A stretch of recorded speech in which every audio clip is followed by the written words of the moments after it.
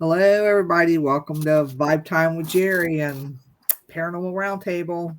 Hope everybody's having a great day today. We got David Flowers, Frank Lazzaro, Dennis Estlock. Frank's from New Jersey Rope. Dennis Estlock's the owner of the Cabin on 360 located in Mechanicsville, Virginia. So, and I don't know if Ronnie or John Savage is coming on tonight. I haven't heard anything. We'll wait and see. How y'all doing? Amazing as always. About yourself. Hanging in there. Good. Well, if I was any better, I could be twins. That's right. Well, I'm so glad you're not doing better then. We need two of me.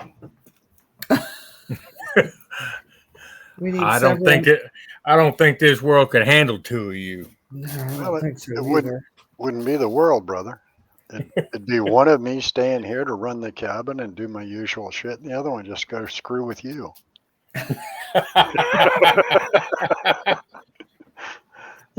Because why not? Yeah, why not? That's funny.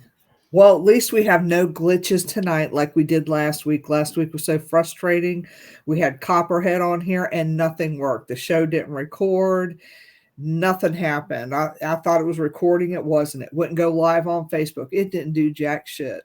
I tried to go back here on the settings and hit download and never.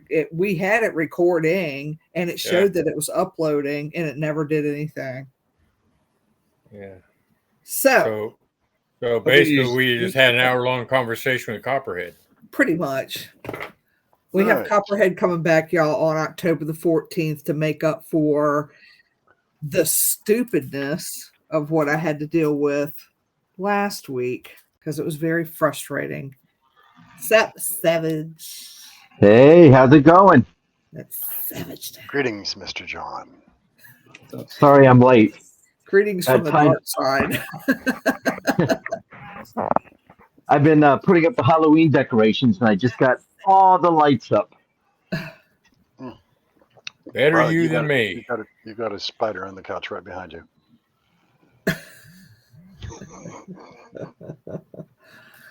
He's all Halloweeny. Yep, the church is built. The demonic nun is in there and lunging at people. You are going to have to do a live feed because we need to see it live. Yep, I'll do one. I'll do a video after dinner. I mean, after dinner, after the show. Yes, we have to see it. Yeah. It's a must. Yeah, give me about 20 minutes after the show, and I'll do some videos of it. Yeah, because I'm sure it's cool. Well, I scared the postman because he was walking through my display, and it's like, dude, no. And he looked in the church. I said, go in there and take a look. And he walked in, and it's the nun from the movie The Conjuring. Mm-hmm. And all you can see is the glowing eyes from the red lights I put in there. And you hear the music, and then it lunges. And that poor black guy jumped and yelled. He goes, dude, you need some toilet paper in here. That's awesome. They had guy at the when I was over in one of those Halloween stores, and they had that same nun, I think. There, and the biggest dude in there. I'm talking like biggest dude in there. The thing I sat there looking at it, playing with it, letting the things lunge out. He walked up behind me when I walked away. Walked up to not knowing what to expect. I thought this dude was going to drop out of his pants right there. He's scared to leave the shit out of him. He's this big dude. I was like, that size don't matter. Well, I built the church. I built the church around that nun. Yeah. So the church is about 8 feet long. Is about 6.5 feet high. If you add the steeple, it's about 12 and a quarter, 13 feet high. Damn. Yeah, I don't. Time on your hands. I what? You have too much time on your hands. Yeah, for real. Building houses for. It's only taking me a month to build. Oh, that's all.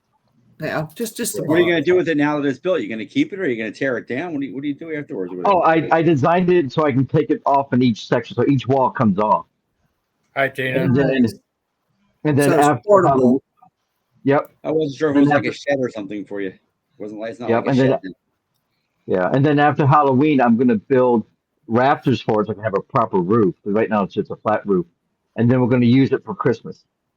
Nice. Hey, Tina. Hello. Yeah. I can't see So you. multi-purpose. Yeah, I can't look at chat. I have to keep jumping to the other page back on Facebook to see chat because it no longer shows up on the screen here on the studio. Yeah, I'm afraid. Well, if I hit the refresh button, it'll show up on my studio on my it's on the end. right side, Dennis. If you look at the right side, I was against the right Nope. wall of your screen. I click chat and it says sending messages is only supported for hosts. Enjoy the stream. No. Yeah, I can see Tina posted something. Yeah, I can't see Oh, anything. now it just popped it.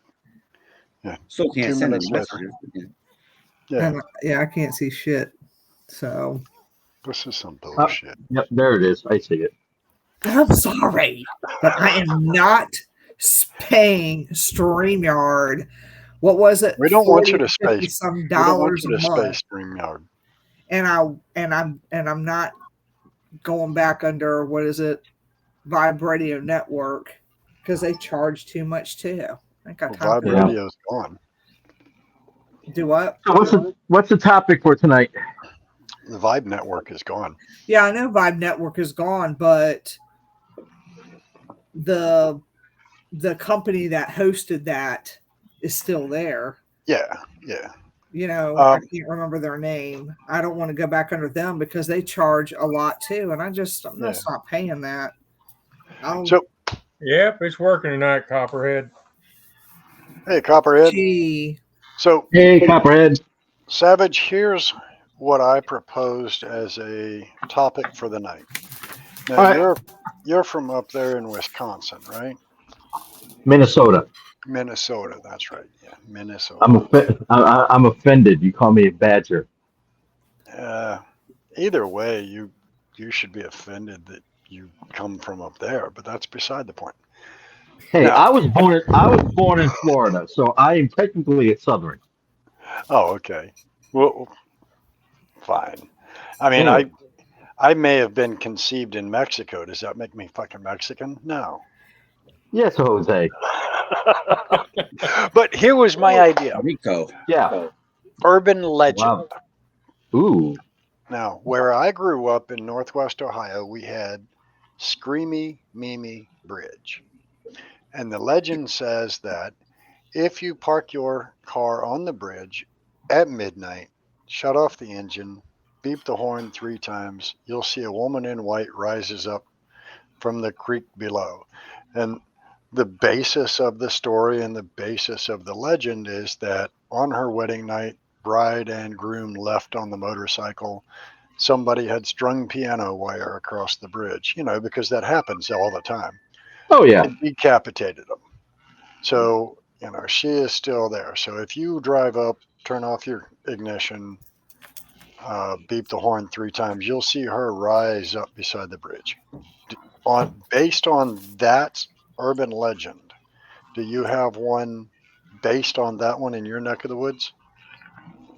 I mean, we had something similar where it wasn't being decapitated. It was more of a lover quarrel along the Stillwater Bridge. And the boyfriend left her on the bridge, got to the Minnesota side of Stillwater Bridge, turned around and struck her, and her body flew into the St. Croix River. Okay. And they said on certain nights, the full moon in the winter, if you go there at midnight, you can honk the horn. Same story. But if you honk the horn, she will appear running and then vanish. Was the story that I remember. Okay. I mean, and this was back in. I think the story originated back in the late 20s, early 30s. Yeah, I have no clue when the story in my neck of the woods started, but the reason I bring that one up, well, Copperhead, of course something's off with Dennis, bro. Shit, you've known me long enough. But the reason I brought this one up, I mentioned this. Well, my neighbor across the street rides Harley with me, and I was out dicking around with my Harley last night. He came over and sat with me, and we were talking about urban legends, and he was telling me about one here locally that's Snake Road. Now, he doesn't know the origin of the legend, but supposedly, if you stop on the bridge in the swampy area, turn off your lights, shut the ignition off, blow the horn 3 times, you'll see a woman pops up out of the swamp. And I'm like, okay. So you have one similar up in Minnesota. They have one down here. We had one in Ohio. That was all pretty much based on that same premise. Stop on the bridge, blow the horn 3 times, and someone rises up. So I'm curious. I have a theory that pretty much all urban legends start with a basis of truth. Something happened. And kind of like whisper down the alleyway, I tell you, you tell the next person, the next person, next person, next person. Shit changes over time. Mm-hmm. And Frank had one similar up there where, what was it, Frank? It's called the Echo Ghost. I can actually share it with you. I have it on my screen. You want me to share it with you? Can I do that? Let's proceed. Okay, let's see here. What do you want me to do? Window. George. Let me know when you see it. You guys see that? I think you have to let me get it in there, Jerry. There you go. That's what she. Oh, okay. Wrong. Not it. What the hell is that? That's not it. Hold on. Now I'm kicking people off because I can't see. That's a fireplace. Sit down, John. Oh shit, John Wait. fell out. No, it's my fault. I didn't mean to do John. that. Okay, hold on, Frank. Let's see. Here there you go. Okay. Echo Ghost. You can see I can read A young boy who was run down on a lonely stretch of road after chasing his basketball into the middle of the street. All right, so where does this go? You drive down the street and head straight towards the end of the road. When you reach the end, do a U-turn, pull your car up to the part of the street where there's a crack through the asphalt from one side of the street to the other. Stop, beep your horn 3 times, flash your lights 3 times, then sit in darkness. You'll see the figure of a boy begin to cross the street, dribbling a basketball almost in slow motion. Okay. Hey, Paul. So, kind of based on the same thing. Stop, turn off the ignition, beep the horn 3 times. But I think, hey, Paul, it makes you wonder what the fact that it is a similar action that brings about this in New Jersey, in Minnesota, in Texas, Virginia, in Ohio. It's the same action. Where's the origin of this that has spread, pretty much countrywide, every state, I'll bet you. Copperhead, you've been listening long enough. Do you have a bridge or something based on urban legend there in West Virginia where you turn off the ignition or whatever, blow the horn 3 times, and you'll see something happen? I mean, I remember growing up as a kid in Texas of the story. It's down by San Antonio of the ghost children pushing the car across the railroad tracks. Yeah. So the story goes, there's a school bus full of kids, the bus stalls out, gets hit by a train, all the kids die. And if you go there, you put your car in neutral, you sprinkle some dust on the back of your car or powder, whatever, and your car goes over the train tracks. And if you go back to your car, you see little handprints and things like that. And everyone's like, oh, that's something paranormal. And I think Mythbusters went out there to check it out. And they said that it's an optical illusion because it looks like the car's going uphill, but it's actually rolling downhill.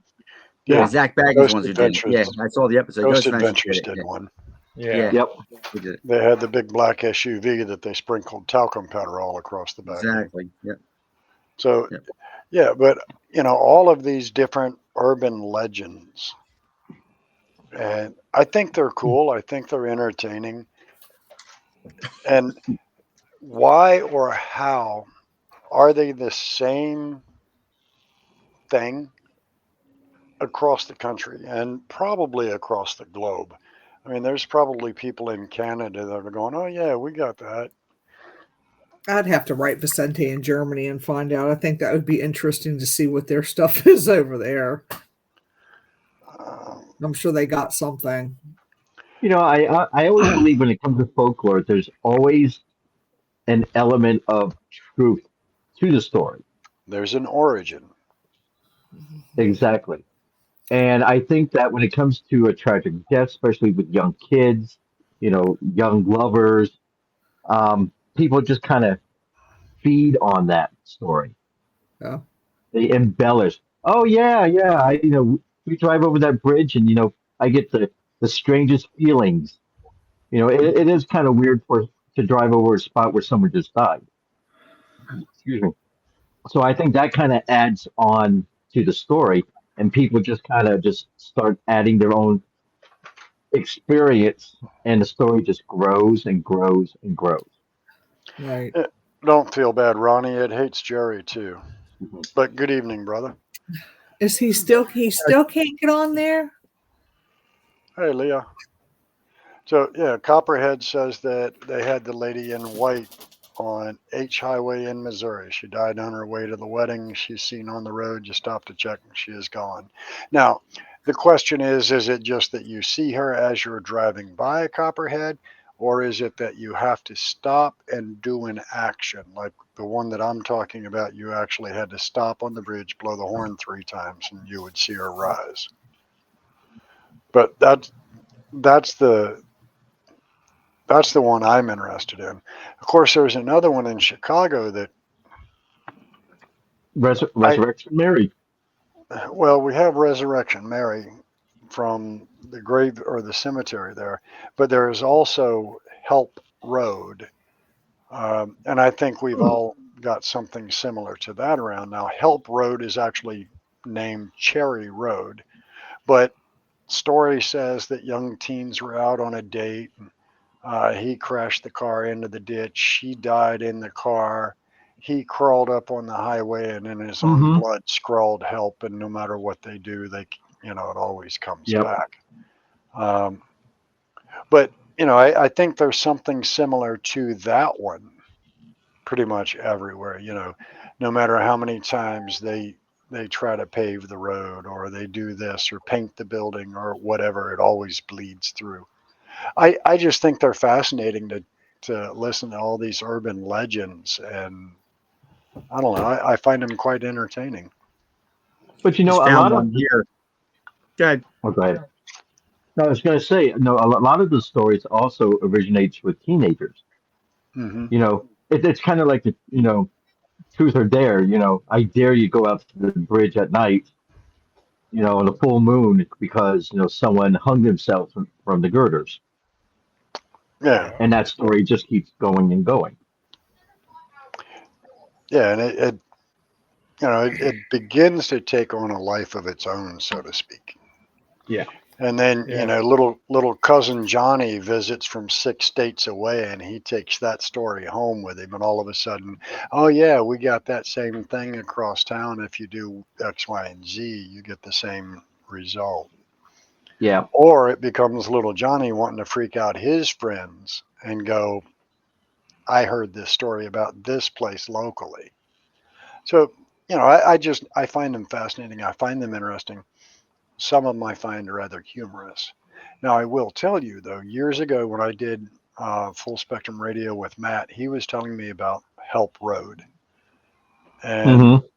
I stopped him. Now, we all know that Dennis is fucking weird, does remote views and all of those things. But I started telling him about a young lady that was murdered right in that immediate area. And I mean, I told him what color car he was in, what the car looked like, where he parked, what the girl looked like. I gave him her name, how she died, all of these things. And he was like Are you fucking kidding me?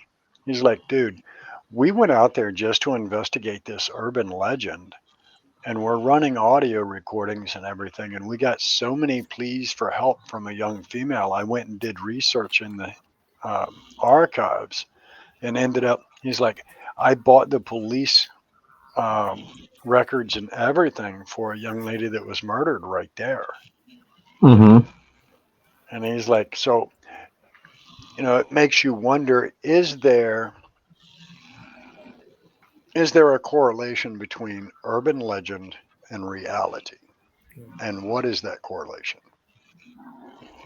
Yeah, I just looked up urban legends in Amarillo, and there's one that's kind of close to what you're saying, but you don't have to honk a horn or anything. You just drive up on the bridge and you can hear people screaming. Okay. So there's something similar in Amarillo, Texas. Savage said he's got one similar in where at in Texas? That was San Antonio. Okay. Plus you've got one similar there in Minnesota. You got one kind of similar up in New Jersey. So it's all over the place. And of course, you don't have a fucking thing out in Gloucester or Urbana. There's nothing out there.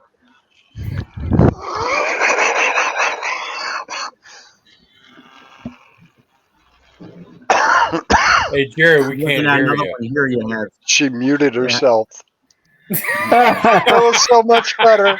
That was so much better. I knew she sounded good.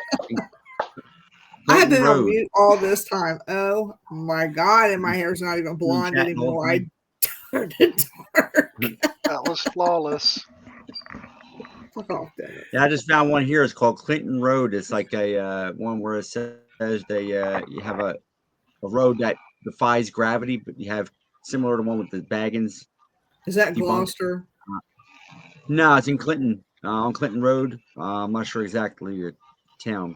Upper Greenwood, West Milford. It's another. Anyway, it's a town up in northern New Jersey here, where they have a same thing where you stop your car, put it in neutral on this road, and it appears you get pushed up by. They say little children push it from behind.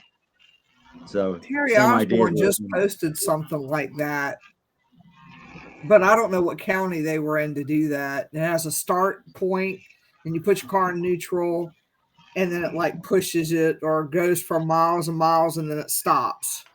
Right. Somewhere in the mountains. I don't know. Maybe that's where she was at with her team. I just saw it on Facebook.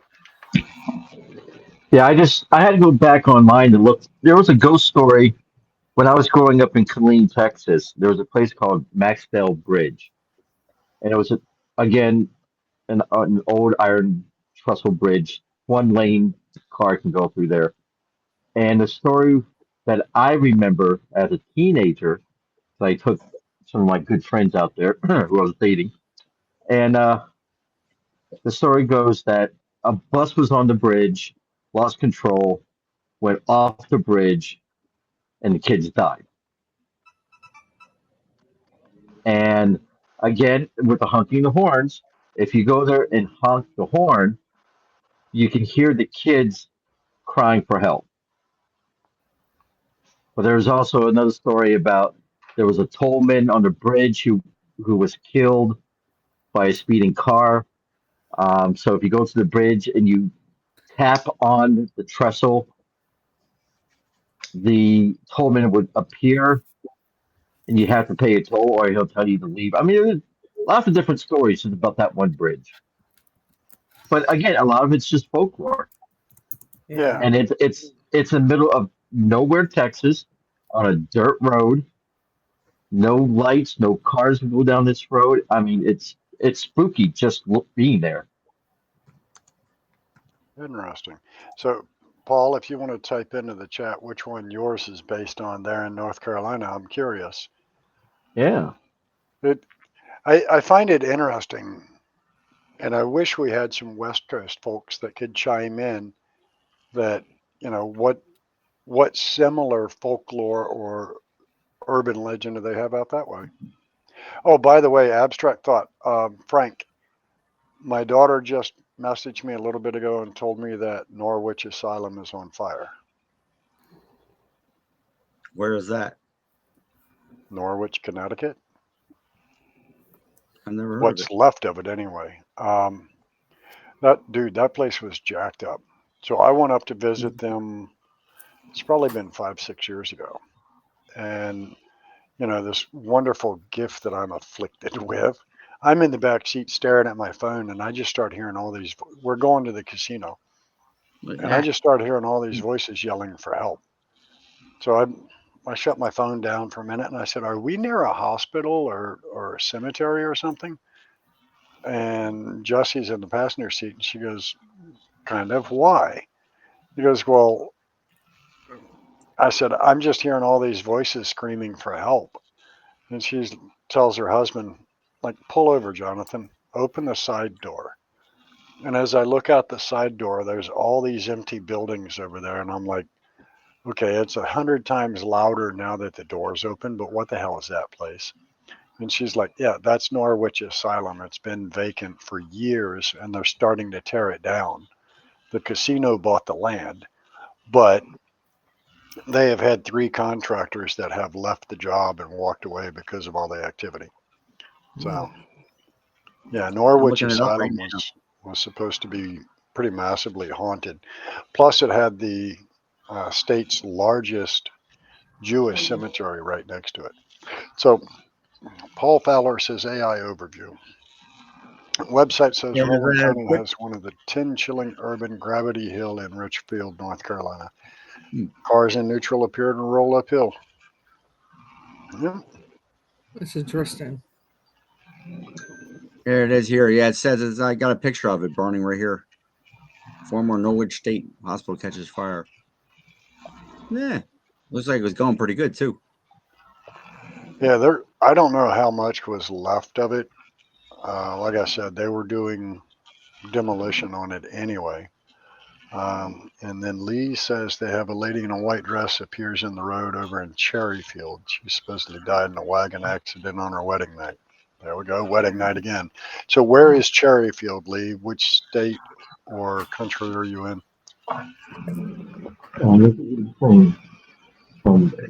So it's interesting. A lot of them all seem to have the same premise, that it's a wedding night, lady in white. The irony.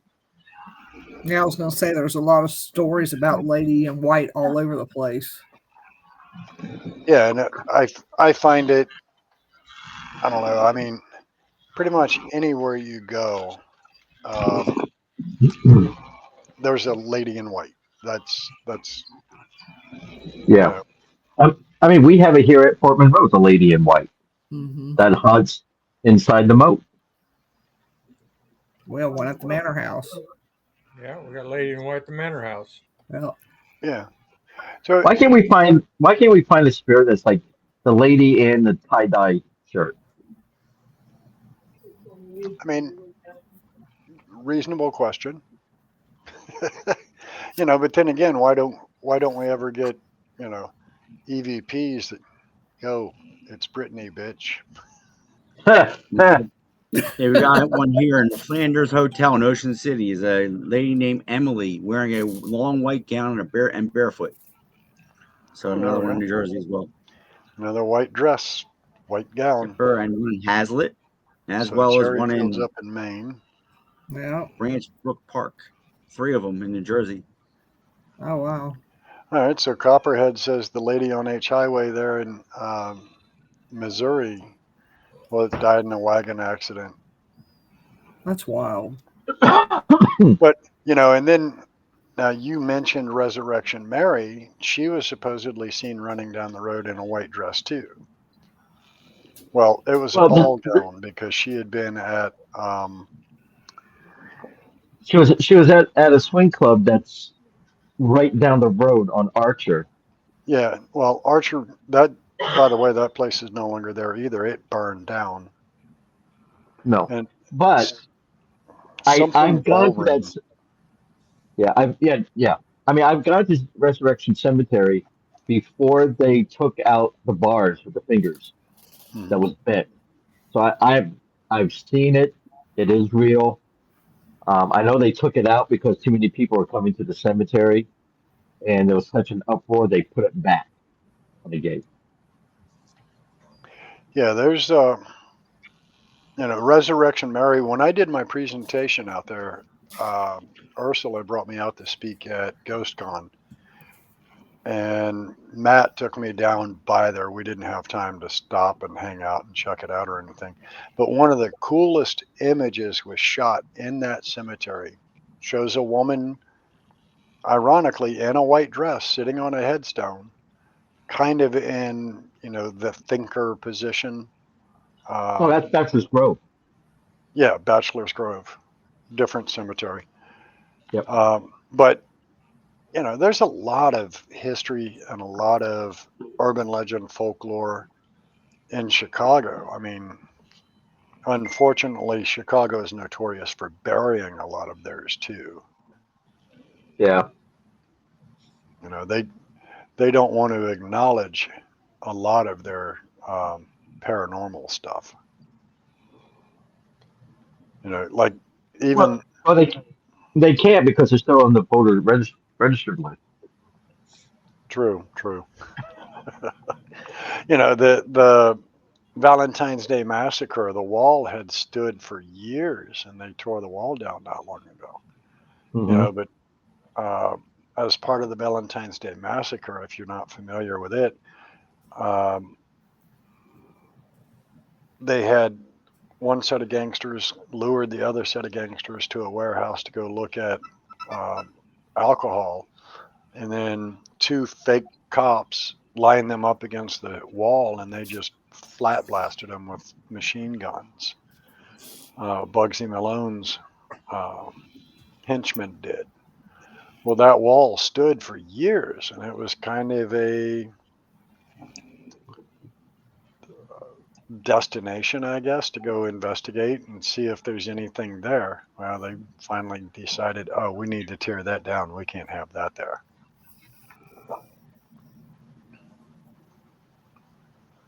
So it's not to mention, right downtown Chicago, on the river, they had a horrible cruise ship that sank. I can't remember the name of it, but they lost, 150 some people, if I remember right. Well, yep. They kind of swept that under the rug too. There's a small little plaque at the waterfront that talks about it, and that's it. Whoop. Sorry, I'm having computer problems. There we go. Oh, you're fine. Never fails. Yeah. No, like I said, I think, like I said, as a paranormal investigator, if you're just starting out, I think chasing down folklore is a good place to start because it makes you learn how to do research. Oh, yeah. Well, and not only that, it makes you learn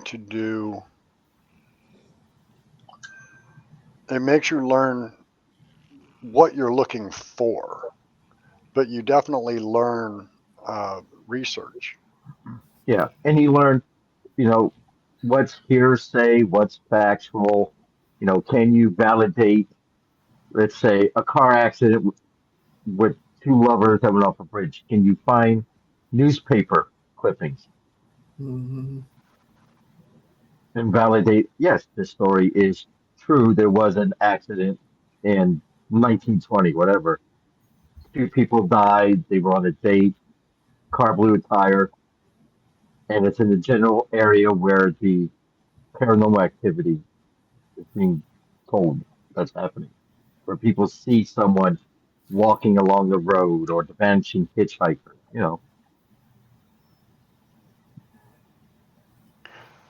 So I'm doing a little snooping over here on Norwich, Connecticut to see if I can find Norwich State Hospital, which is... Yeah, that thing was burning. Yeah, which I see an image of one that's called Norwich Asylum, but that one's over in the UK. And that image that I found is from 2023. I'm trying to find a new one that talks about Norwich State Hospital. But like the main building, it was a beautiful old Kirkbride style building, right in line with Trans-Allegheny, same time frame and everything. Absolutely awesome. Just gorgeous buildings. I think one of the most crazy places I've ever been, and I wasn't even doing paranormal, I was working tile, was a place in southeast Washington, D.C. called St. Elizabeth's Hospital. And it was the first federal government asylum. And holy shit, was that place crazy. There was like 50 some buildings and just all kinds of activity in there. But we're remodeling it. Department of Homeland Security is taking it over as their headquarters. Those poor bastards are in so much trouble. I don't think they realize what's going to happen.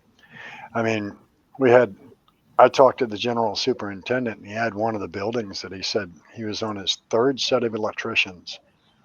Oh, wow. And these left because some woman came running down the hallway in a white gown, yanking hair out by the handfuls, screaming. He's like, I watched all three of these grown-ass men come through that front door and down 20 steps into the front yard and maybe touch 3 steps apiece. He's like, it just freaked him out. They went with security back into the building to get their tools, and he's like, they were done. They ain't been back. Well, I just asked Anita if she knows any similar stories over in the UK. Mm-hmm. So she's kind of sitting there thinking. Don't think too hard.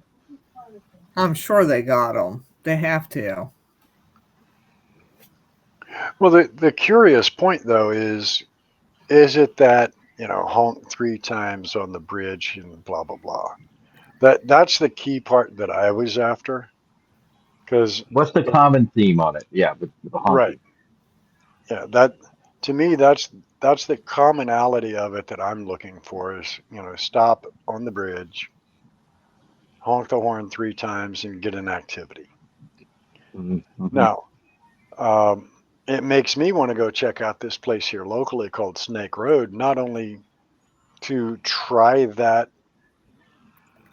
stop on the bridge and blow the horn, see what I see, but it makes me want to just sit out along the roadside there and do an investigation and see if there's something there that will interact. How cool would it be to go to a place that has that urban legend and get a response that can validate that urban legend? Couldn't hurt. Cool. Yeah. Think about it, Frank. Go along Atkins Road or whatever it was up there and get a little boy saying I was hit playing basketball. Oh, yeah, I would love to do that. I was there before. I never actually went there and investigated anything. But, yeah, I've been there to visit as a high schooler, college. And, we thought we experienced something. Of course, we were joking around the whole time and the whole 9 yards. And finally, the cops came and chased us away. So that was the end of that evening and my only visit there. But yeah, I should go back one of these days. It's actually on a public. Their houses there, so I mean, you really are like in someone's street. But, I could have gone all on. Kinds of legends. All kinds of legends. New Jersey's full of them. Good God. Yeah. Thanks, Copperhead. Norwich fire officials say emergency crews responded to a fire at the former Norwich State Hospital facility early Tuesday morning. Crews were dispatched to the now vacant 2-story brick building on Laurel Hill Road about 5:46 a.m. And what a beautiful old building. That was the original old Kirkbride style, and it's a total loss. Oh, gosh. So it was a second fire there this year. I was reading up on it a little bit while we're sitting here. Yeah. And I'm not surprised because if you look at the number of, urban explorers and, just dumbasses that go out to locations like this, it's bound to happen. As sad as that is, it's bound to happen. But the other thing too is, yeah, that was definitely it, Copperhead. The other thing to it is, are there homeless people in there? Because I've seen them, have their burn barrels going and shit gets out of hand. Their burn barrel just to keep them from freezing to death. Mm-hmm. Well, who's also to say that the state didn't have something to do with it, trying to free the land up for another purpose? Well, like I said, my understanding is the casino bought all of that land up, and they couldn't get companies to stay on to demolish everything to develop the land. What better way to do it than Exactly? What better way to clear out the Palisades in California and free up that land than to have an uncontrolled fire?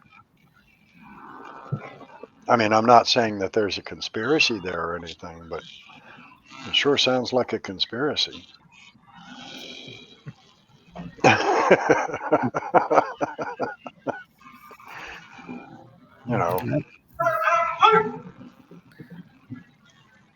Damn, none of you moved, but I heard you. I heard you barking. What is it? Yeah, what was that? What me? I don't have dogs. I've got a cat. I got 2 cats down here. Like, I don't know. I don't have anything else open that I'm looking at, but I'm hearing like a I am too. noise in the background. Exactly. Yeah, I'm hearing a screaming. It's sound. one of John Savage's Halloween monsters out there in his graveyard. It's got to be. It could be the ceiling fan. It was interesting. But yeah, so, over the years, if you think about, like, when we were kids, all the stupid, crazy shit that we did. Bloody Mary, Bloody Mary. Oh. Yeah, Bloody Mary, Bloody Mary. Oh, Bloody Mary. yeah. All that crazy shit that we did, going out, checking out urban legends. And I mean, I remember the first time I went to Screaming Mimi Bridge. I'm a passenger in the back seat. I always ran with older kids. Like, my brother was 4 years older than me, and I ran with his friends. And they could get beer. And they could get,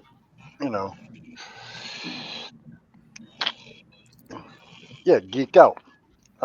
So we're sitting out there, and one of them, we're in a kid named Ron's car. Now, he bought a 69 Lincoln, suicide doors and everything.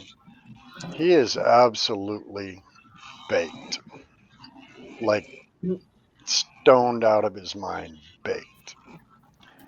Well, we're sitting on the bridge, and at the top of the hill from the bridge, there's a house that has the old lawn jockey, lantern holder.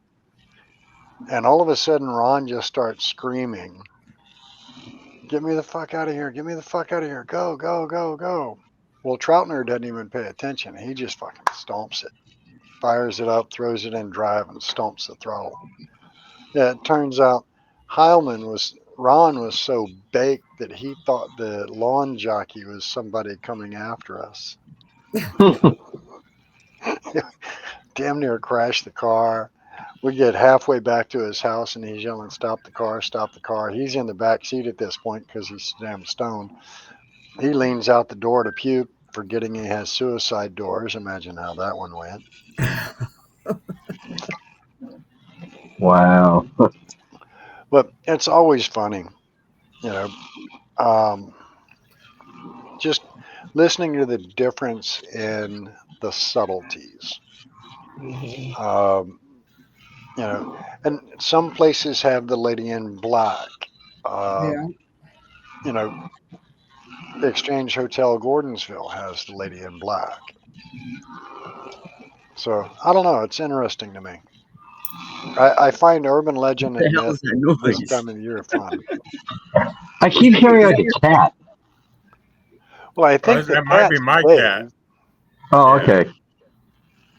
But the other roaring or whatever, I think it's got to be some of your yard decorations or something, John. No, nope. All the windows are closed, and you can't hear them. And the sounds are not turned up on those things yet. So Ah. Well, now the noise is gone. Nobody muted. What the hell was it? It's weird what it was. I wonder if it's Anita's phone. She's watching something on her phone. Oh, maybe. Yeah, but now She we must don't hear it. Is she still stop watching it? now. Yeah, she's on pause. Push play. Push Yeah, play. we Push must Let's play. see if we can hear it.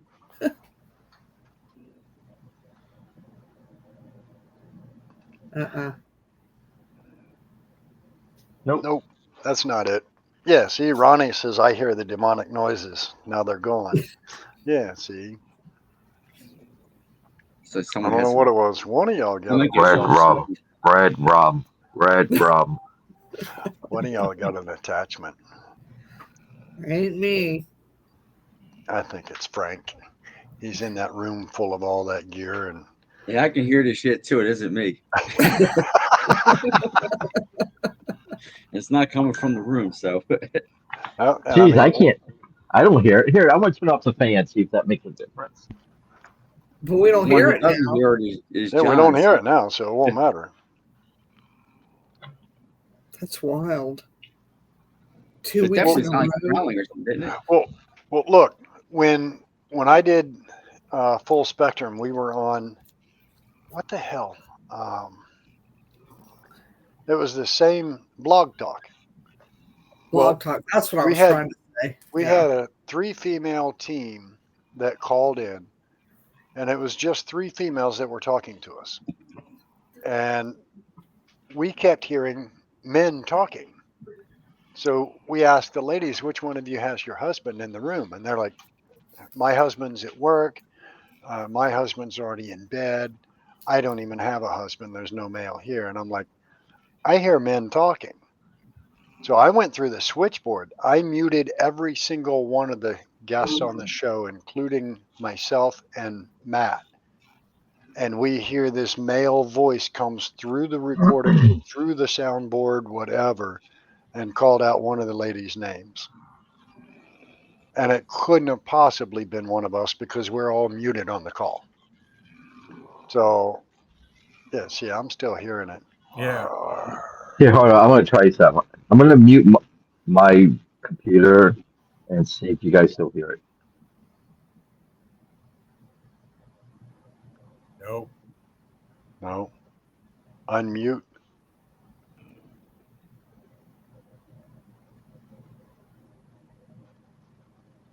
Where's your microphone at, Savage?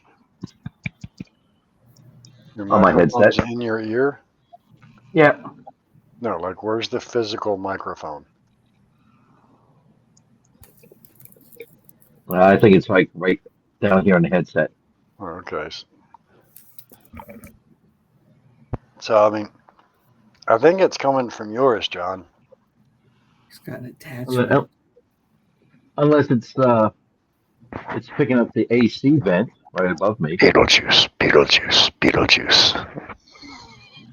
Red rum. Red rum. All work and no play makes John a dull boy. That's so funny.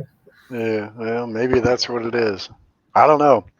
But it was gone, then it's back, then it's gone. Don't hear it now. It knows we're on to it. It's funny when you start talking about it. I'm a demon. We were talking about what, Frank? So it is funny how when you start talking about it, it stops. You're not paying attention to it. It's there. I thought one of you guys was playing something in the background, like some kind of spooky sound or something. Yeah, my house is quiet. Let me go to a different room. See if that makes a difference. How about now? Who's walking behind you? You heard footsteps. Wait, what are those glow eyes back there in the window? That's I cast- Anita. Oh no, that's the light from outside. Oh, I cast thee out. I cast thee out in the name of Satan. Be gone, evil one. No idea, man. It was definitely loud, but Yeah, it almost sounded like those old timey screen doors that had a spring. yeah. Spring yeah, sounded like that. Wait. Thought I just heard it again. Well, I was right above the air vent. See, now I'm walking downstairs. I'm just gonna make sure. I think Ronnie's onto something. It was John secretly snoring. We just didn't realize it. That was too damn funny. Oh yeah. But so let's see. On top of now, here's another thought for you. On top of urban legend, and this one is based on fact and reality, why does the full moon always end up being a first responder's biggest nightmare night? Why do people just go unhinged on a full moon night? Since we Frank? have this big harvest moon going on. Frank? Yeah, I was wondering that myself. Yeah. What's the deal? Which part? What makes people lose their fucking minds on a full moon night? Like this is, I mean, look at the super moon that we have tonight.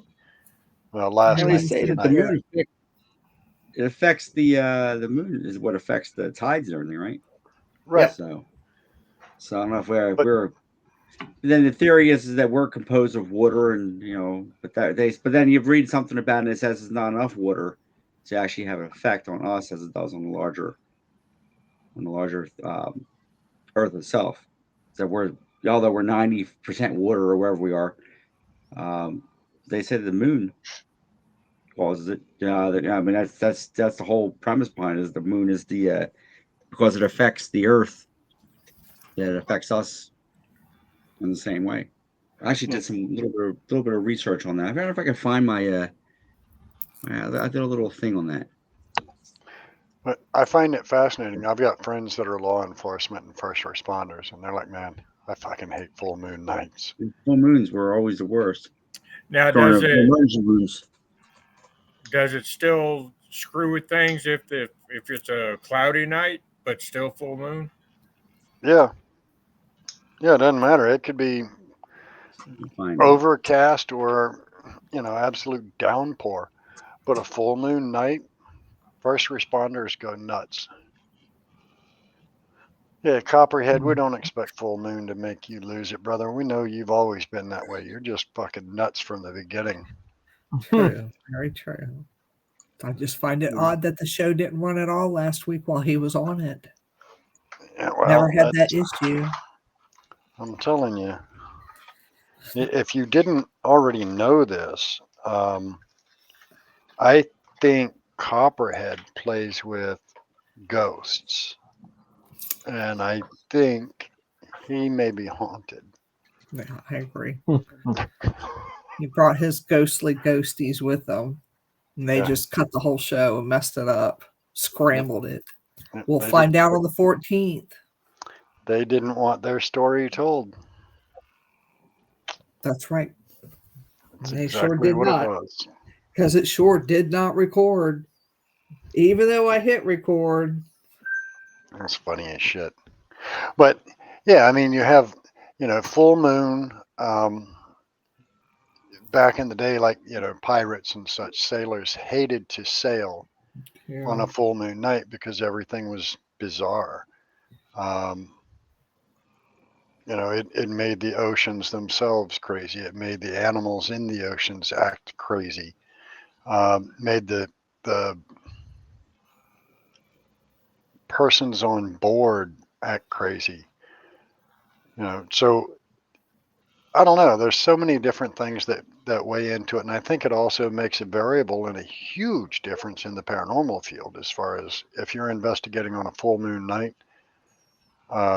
I mean, one of the craziest nights I ever had was like some, I don't know, blue, what the hell was it? Like a blue harvest fall moon or some crap super moon night.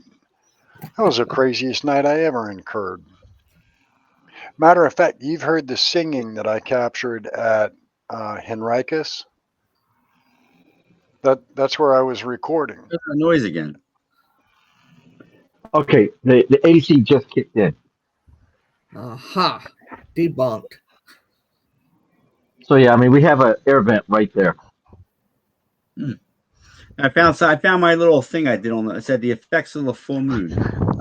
Many people believe that the moon has an effect on Earth and everything on it, including people in the spirit world. Science will argue that evidence of the lunar effect has been disputed and debunked through the laws of physics. Studies have been done in different moon conditions that indicate that tides are affected by people or not. There are many inconsistencies with which have been documented. Physics states that the laws of gravitational attraction states that the moon and water are compatible and that man and the moon are not. So that's interesting. And I tend to disagree. It does affect humans. Well, I agree. That's what science says. That's the science explanation for it. And anybody who lives in the real world and anybody who lives in the real world, has worked in the emergency room, or like I say, been a first responder, all know that when the full moon, shit gets crazy. So yeah, people lose their damn minds. Science can say there's no correlation, but I'll call bullshit.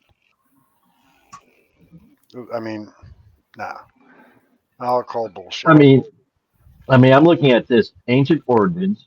The belief that the moon influenced human behavior, leading to madness or lunacy, dates back to ancient Greek and Roman times. The word lunatic comes from the Latin word for moon. Oh, there we go. So, see, we've explained what's wrong with you, Copperhead. It's the moon. I was just thinking about that because of what he does, the lunatic asylum. Well, that, and if you listen to people who work in the ER or the police station, they always dread the full moon because that's when all the psychotic people and craziness starts. Yeah. That's really is. I mean, you can have a fairly calm. Well, I mean, it's not cyclical. It's virtually every full moon, every ER you go to is going to be packed. Yeah. And, law enforcement actually staffs heavier on a full moon night. It's busy. Yeah, people just lose their damn minds. So it's not a matter of folklore or whatever. It's reality. People lose their damn minds on full moon night. When law enforcement departments try to staff extra because of a particular lunar cycle, there's something to it. Yeah, but I guess the question is how come it affects other people and how come it affects some people and how come it doesn't, I wonder. Well, the difference is a lot of people know the right and wrong, and some people don't give a shit about right and wrong, and they go with their whatevers. So, I don't think it's a matter of it only affects some, because I think most people are affected by it. It's a matter of whether they act on it. Yeah. I mean, my sleep is affected. I do know that I don't sleep well. I don't know why when it comes to the full moons. I don't sleep very good. I don't sleep very well even on a no moon. So, No. But yeah. So here's my thought. If we went back to the root date of urban legend, were those acts on a full moon night? Will the lady in white rise up beside the bridge more frequently or more commonly on a full moon night than on a non-full moon night? Things that make you go, what the fuck is wrong with Dennis? I don't need a full moon to think that. Hey, I resemble that remark. But so the team the other night that was at the cabin, it was actually two teams joined together. It was Triple C and D and Silent Shadows. Apparently they had a really good time at the cabin, had great activity. I'm waiting to see what they post out. But, it was, Copperhead says it was the hold my beer syndrome. That's pretty accurate. Yeah. But it's been the last few weeks, man, the teams that have been at the cabin have had really good activity. So the question comes in, because there was a lull for a little bit. The question comes in, was the lunar cycle coming into this huge super moon? The moon is at the closest point. Is that changing the energy? How have things been at the manor house? Have they been ramping up the past few weeks? Yeah, they've been talking out loud, like disembodied. Go. We've got them both times. Yeah, this past Friday, Forgotten Explorations was out there, and at one point we did a burst session where we didn't have the ghost box going, and we all introduced ourselves. Then we asked a couple questions, and we stopped and listened to the ghost box or listened to the recorder. And right after everybody introduces themselves, you hear a child's voices and me. Nice. Nice. Audibly heard it, or on the recorder you heard and me? On the recorder. We didn't hear it with our naked ears, but we heard it on the recorder. Okay. But that Friday before that we did, or that Saturday, was it Saturday that they came out Saturday. with when you said, "What do you know what year it is?" And the girl goes, "I do." But you heard that. That was a disembodied voice in between me and Austin, and we thought it was on the recorder, and it wasn't. So we're sitting here listening to playback, listening for a word, and nothing was popping up. And then we hear the "I do." We both heard it with our own ears, but we're thinking it's on playback. So our dumbasses are sitting there looking for it. It's not there. Not realizing it was inaudible. There. Yeah. So we have that on the body camera. I had my body camera set up and I got it. Nice. Ronnie's got, would that be considered residual if the full moon affected the activity? No. The activity itself defines whether it's residual or intelligent. Whether the full moon affects it or not, it is how it interacts. Saturday night, the geriatrics building was ridiculous. Shadow figures and other activity like crazy. See? Now, how was it, Dave and Jerry, how was it a month ago? Kind of normal, a little calm, much quieter? It was more calm, It wasn't as active. Yeah. And Copperhead, how was Taylor a month ago? Much calmer? Has it ramped up in, say, the past 2 weeks, like leading into this, super moon? And that's the things that I'm trying to research and study. And that's why I track lunar cycles now when I investigate. Yeah, I've got not too much going on because I write a log. So there's not much going on at all. Now, as part of that log, do you track the lunar cycle in it? We did, and we need to get back to that because we were tracking that, and I was documenting it in here, and I got lazy, so I need to be unlazy. Yeah, damn it. Yeah, because we did do that. Yeah, I hate this damn chair. They give you a lumbar support, but the son of a bitch won't stay in place. Yeah. It's time to get a newer desk chair. Yeah, because we tracked the temperature, the lunar, the Schumann resonance. We tracked what the barometric pressure was. Was it cold, clear? What was it? What was it like outside? We were documenting all that. So I just sent you guys a message on the. I think I did on the chat. It's one of my things I put together for my group here. Is why we take the readings that we take. Okay. So you might want to look at that. Oh, nice. Yeah. Did you get it? Yep. Yeah. Yeah, take a look at that. That's just something I put together. That includes a little bit more about the moon. So I know I was looking for it. I knew I had more about the moon. Couldn't remember where the hell I put it, but I found it. So just some little non-factual stuff that I put together. Can't prove shit, but this is just different things that we kind of put out there. So tell me what you think of that. But these are the things that most people don't think about. They don't, and this is what we were talking about with Savage just the other week on the solar flares and the app that he uses to track solar flares and what's the what's the gamma reading at a certain time, what's the Schmidt scale telling us, things like that. And those are what most people don't look at. Yeah. See, Copperhead says about a month ago it was calmer. The energy was really strong Saturday night. That's leading into this solar cycle or lunar cycle. Mm-hmm. So, without a doubt, I am convinced that not only do the living get jacked up from a full moon, so do the dead.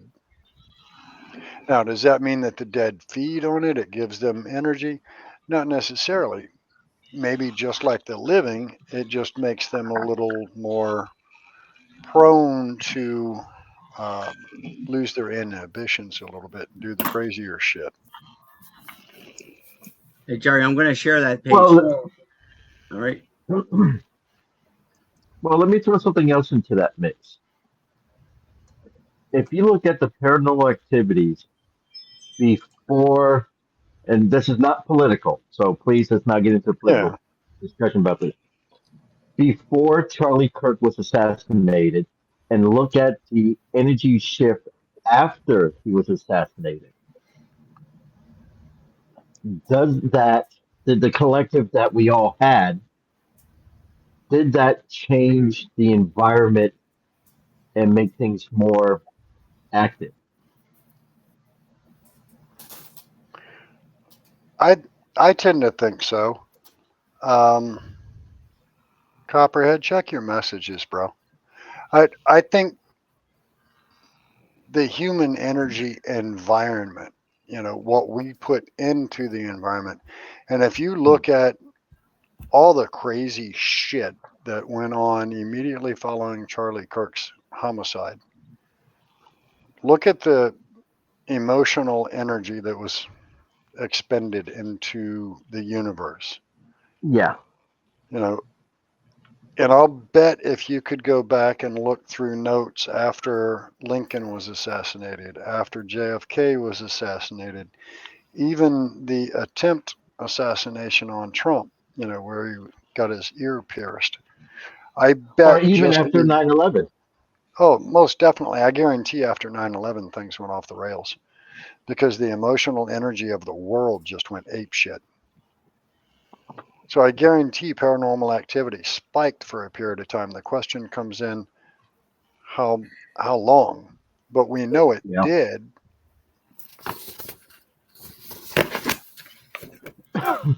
Well, I will have to say this. We're talking about ethics and the paranormal. Not even 12 hours.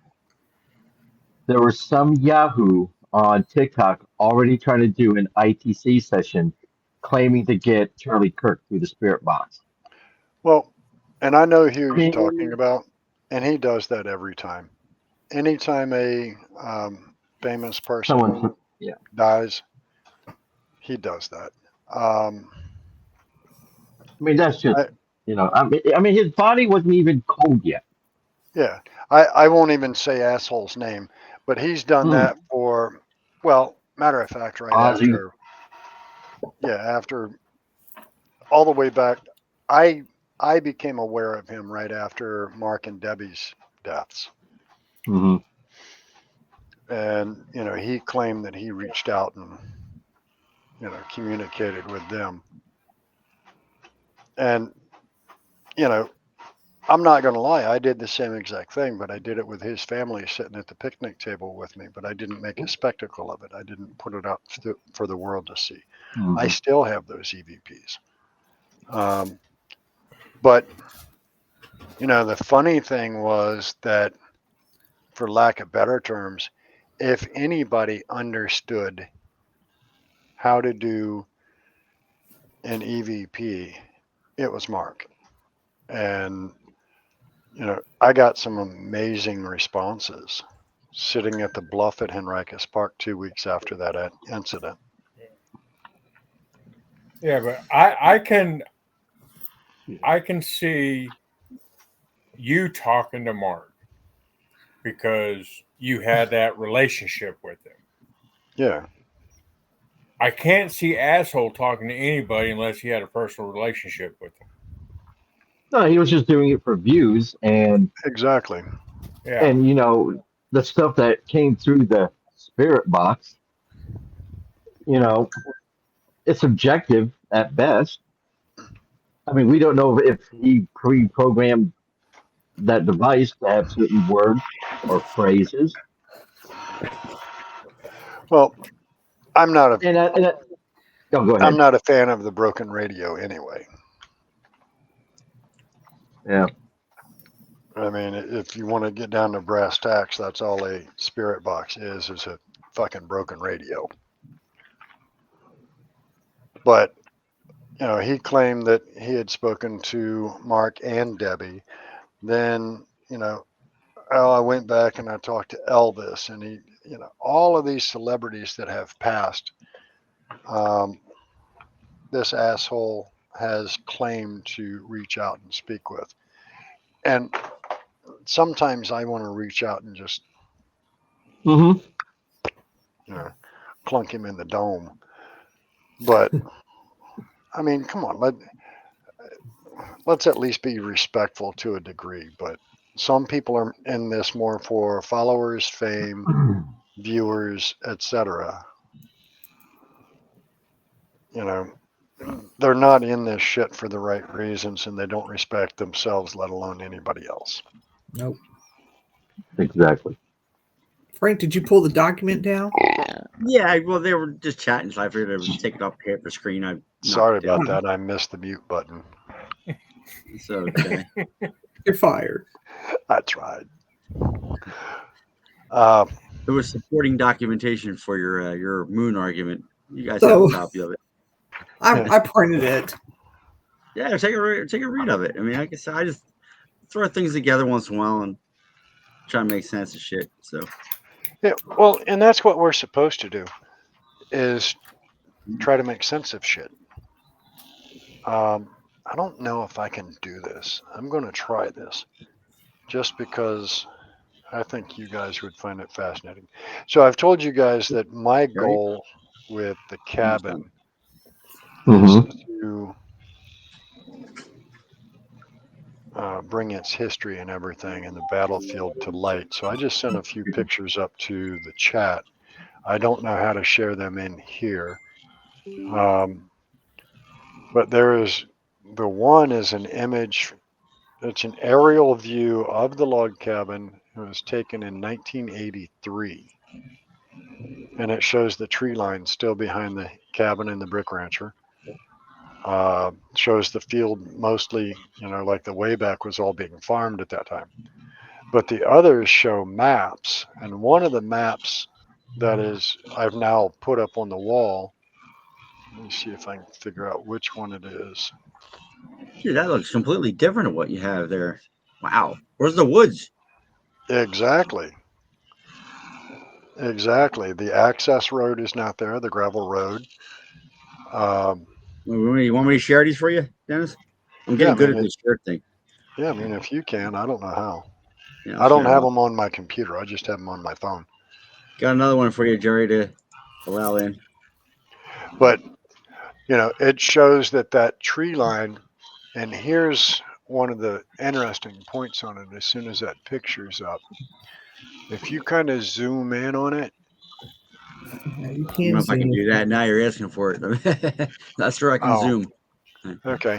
Well, you see just like one side of the brick rancher. So center of the photograph there shows the log cabin, of course. Right. Then you see the brick rancher, just one side of it. But if you look at that huge cluster of trees in the background, right behind the cabin, that's all still there. And that's the area that I'm actually punching into now to put her memory garden in, her memorial garden, rather. I'm going to put a memorial bench out there for her. And then somewhere back about the top left leg of that V, I'm going to put in a Confederate encampment, a Union encampment, and then towards the way back, I'm going to put in a native village. That's interesting. Is it safe to say, Dennis, that during the battle there was no trees there? Yeah. I mean, I have another image that I don't have on my phone, but I've got the printed document. It came from Library of Congress. It was a drawn image, because you would have sketch artists come out onto the battlefield. And it's a sketched image of the battlefield, and it's just naked. I mean, it's just one big naked ass area. They had gone through and already cleared everything. That's nuts. And, that was for a couple of reasons. One was obviously they couldn't see through the woods and everything. One of the interesting facts I found out about the battles at Bethesda Church, it was one of the very few battles where they actually performed nighttime maneuvers. I thought that was fascinating. Plus, it's one of only 5 battles during the entire Civil War that General Lee personally led a maneuver. I thought that was fascinating as well.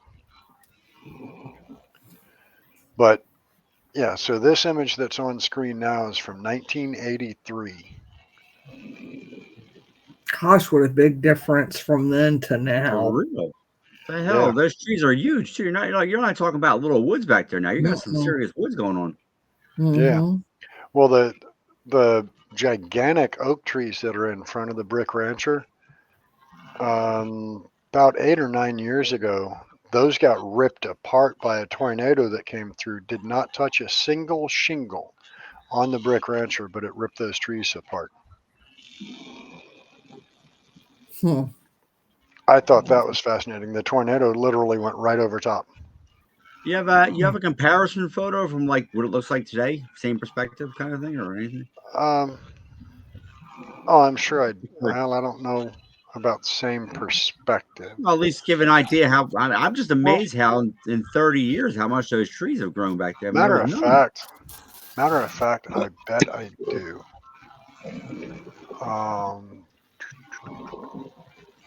If I can find it, it should be in this. And let me find my drone pictures. So I'm looking now to go through my drone images and see if I can find the way back. No, not in that folder. But I have, where are they? Why is it not on this?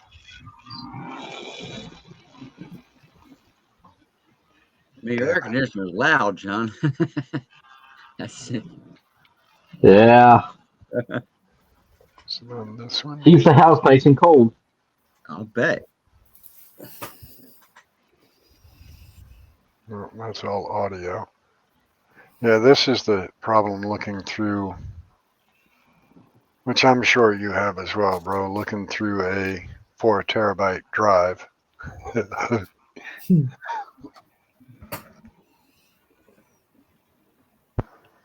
Yeah, trying to go through a 4 terabyte drive and find what you're after. All right. Well, that's not the same perspective, so that's not going to help. I mean, just to see the woods behind it now, I'm just amazed by it. I really blows my mind at how much that is open and there's now woods. Yeah, it's 100% woods back there. I'm not finding. Hey, you know what? I wonder. Let me go look on this other page because they did a lot of aerial photography and drone shots. Yeah, well, there's one There for you you. go. John pulled it. That's a fairly close pull. Did you send one? John did. It's up in the Paranormal Roundtable. Let me see if I can get to that here again. Google Earth. Gotta love it. Yeah, I didn't even think about jumping over there. Oh, wow. But yeah, that makes a huge difference. Mm-hmm. I can't see anything here. I'll have to bring it up. Gracious. That is a big difference. Isn't it? I gotta stop the share a second. I'll stop the share and open it up again because I can't see it. Oh, damn it! I just closed this shit. Oh. That's a huge difference. Yeah. I mean, gosh, the cabin looks like a little tiny speck there with all the big ass trees. Yeah. And, Good God. like I said, it's not far away. I'm going to open up some fairly large areas in that. That is And amazing. God damn! I gotta share that one now. I'm gonna share this picture now. Okay. But yeah, my plan is to open up some fairly large openings back in the woods, create a Confederate encampment. I was talking to Sean over at Hill City Paranormal. He's going to give me some guidance on accuracy. I'm going to put in a Union encampment. Look at that. And then I'm going to put in a native village. Now, if you look all the way at the top left of that picture, Crazy. Very top left of that picture, you'll see the gravel parking lot at the very back end of the access road. Yeah. That's the back line of my property. So I can go all the way back there. And then you can see the defining line from the farmer's field on the right. The cabin property is that big rectangle. And here's the weird part. If you notice, now I don't know if it's just shadowing, but look how bright green the trees are on the left half and how dark green the trees are on the right half. Mm-hmm. The Brook Rancher half. Yeah, I don't know if it's just shadowing. Maybe there was a cloud in the way of the sun that moment. Yeah, it could be just composite of different photographs over the time frame. Yeah, it could be stitched. Now, here's another point too. If you look at the big brown spot, like right beneath the J where it says search Google Earth, that big round brown spot towards the top right, that is for lack of better terms, it's a pond. It's only 4 to 6 inches of water, but that is literally the tail end and the dropout point from the swamp that goes across the back end of our property and drains into that and then just dies right there. But that's where 10th Virginia, when they got massacred, that's where all the blood went. That is the tail end of I think it was like Sherman's Swamp or something like that, but it's the tail end of Beaver Dam Creek. Well, let me know when everything starts dying out back there for the fall. Oh, you want to come relic hunt? Of course. Yeah. We gotta get you some stuff. Oh, I got something to share with everyone. Talking about relics. I don't know if anyone can see this. It's like a little mini cannon or something. Well, I found this in Williamsburg last year, and I thought it was like a whistle because it's hollow in the middle. or some sort of toy or whatever. After seeing someone on Facebook holding the same object, I figured out what it is. This is a Revolutionary War um, ramrod holder off of a musket. Nice. Very nice. Where'd you It's grab that from? It's off of a Brown Best musket ramrod. So this would have been right at the tip underneath the muzzle. Right at the tip, just the tip. Well, yeah. You just want the tip. Fucking Yeah. Dennis. Every time it's just Dennis. No, I found this last year and I could never figure out what it is until a couple days ago. And it's no cap on either end. Nope. Perfectly see-through. Yeah. Now I wonder what kind of musket was it? A Brown Best BESS musket. Let's see if we can pick up a picture of that. I'm on the looking at pictures here. There we go. No, I can't do it. Brown Best musket. Okay, here we are. All right, I'm gonna share this picture. See if I can zoom in on this photograph here. There we go. Oh yeah, that's cool. All right, let me see here. Share this. I can see that. Hold that I'm up. going to share another one with you, Geri. Okay. There you go. At least it's an example of the musket. All right, so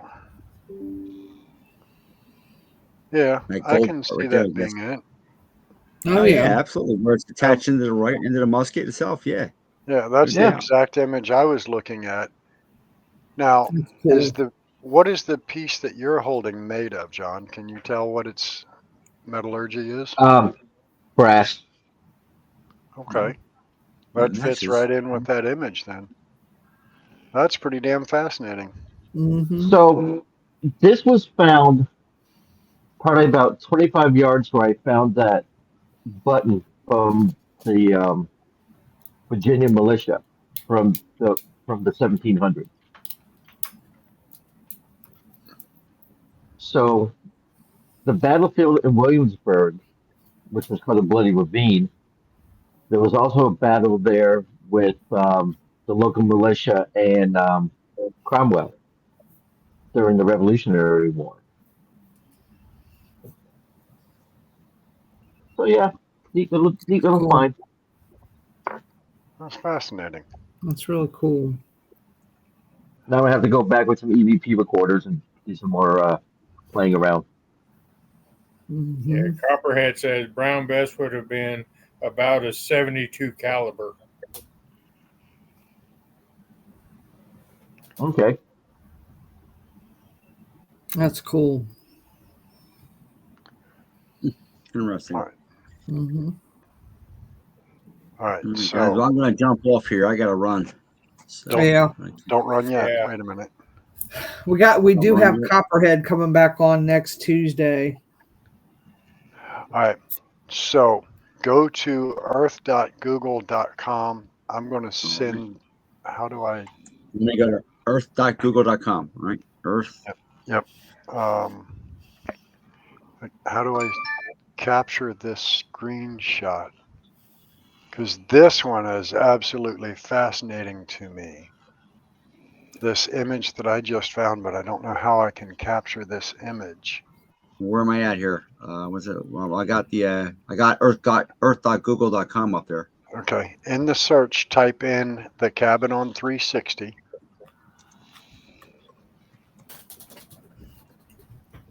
Okay. Up there it is. Comes up. All right. Go back to the 1994 tab across the slide scale at the top. I'm going to share it again. We can do this together because I'm going to go in circles. Hang on a second. Window. There. Share. There we go. Okay, so yours. Now, where in the hell did I find? Like mine gives me a slide scale across the top, like where you see the star and the layers and all that. I've got a slide scale that I'm looking at to give me different years on it. Isn't it right there with that little? Yep.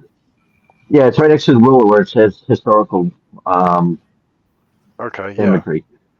Yeah. I'm sorry, I don't see it. Where am I looking? You see the little counterclockwise arrow, the round? Mm-hmm. Right here? Right Okay. there. Yep. Click on Okay. that. There we go. Now, All right. click on 1994.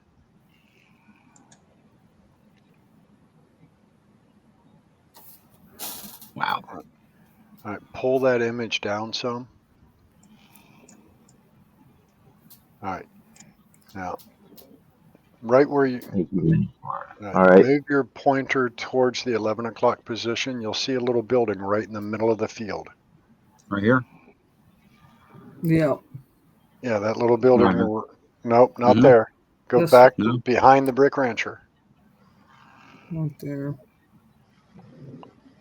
11 o'clock. Here? Yes. Yep. That building is still on site, but it is now collapsed. It was a metal shed building. There are probably 500 mini loaf bake pans in there.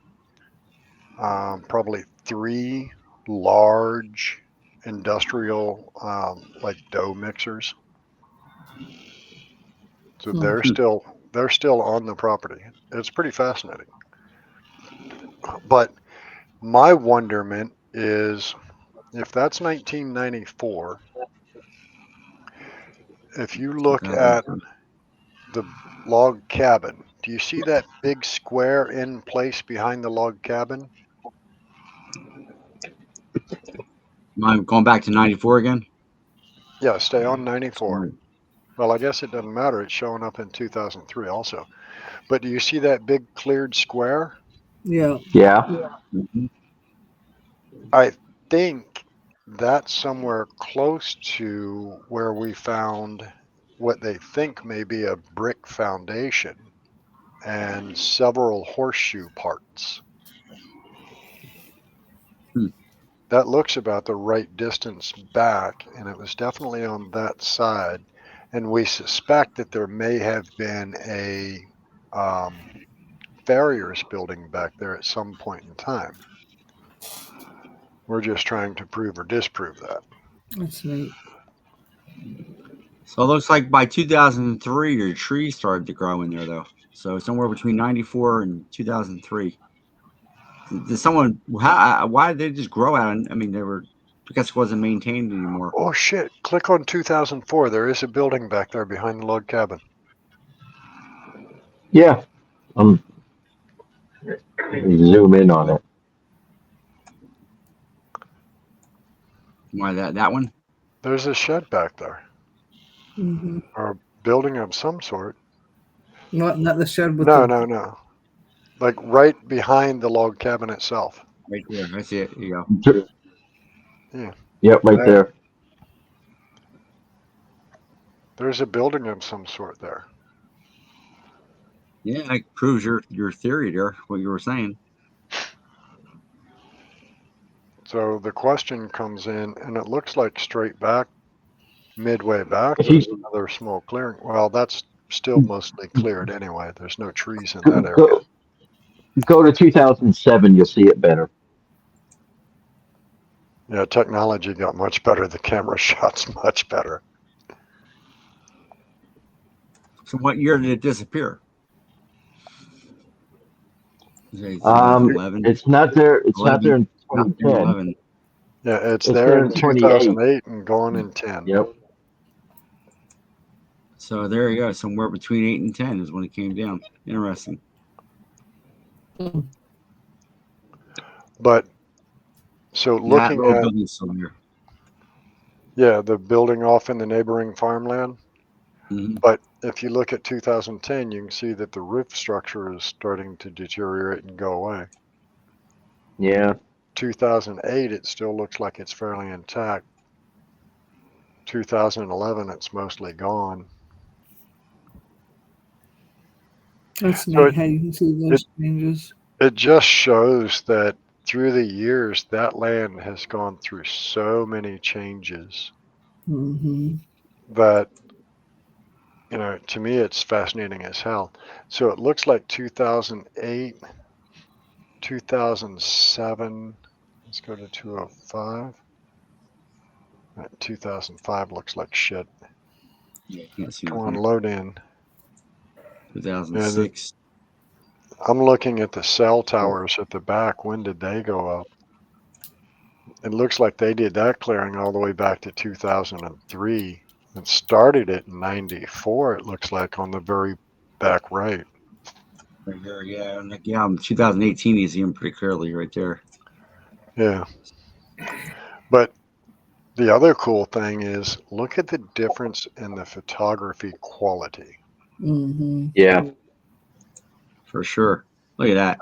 That's wild. And then 2025 today. Now today, ours goes today. It must have been more of the fall shot then, eh? Yeah, it had to be. Fall or winter. That's cool. I just don't can't believe how many trees there are now compared to what there were before. That just blows my mind. Yeah, it's fascinating. But here's the other thing. If they can do this with just photographic imagery, imagine what they can do if they were to look at that piece of land with LiDAR, because that's going to tell the story. And that's one of the things that I'm trying to get in there is American Battlefield Trust wants to bring in LiDAR and ground penetrating radar and so forth.